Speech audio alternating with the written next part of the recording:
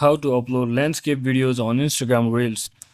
So hello guys, welcome back to my YouTube channel. In this video I'll be showing you how to upload landscape videos on Instagram Reels. So first, just open up your Instagram application and make sure you're currently logged into your account.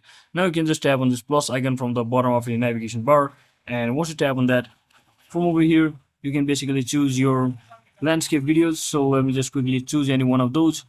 So as you can see, this is my landscape video, and I'll simply click on next after choosing it.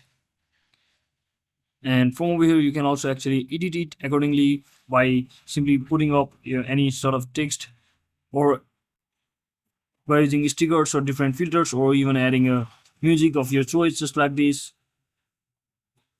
And once you're satisfied, just click on done and click on next. Finally, just make sure that your video is 16:9 ratio to make it look horizontal, and just click on next finally. And you can basically enter your caption and add hashtags accordingly, and click on next to successfully upload your landscape videos on Instagram Reels. So that's it for today guys. Thanks for watching. Don't forget to like and subscribe. See you on the next one.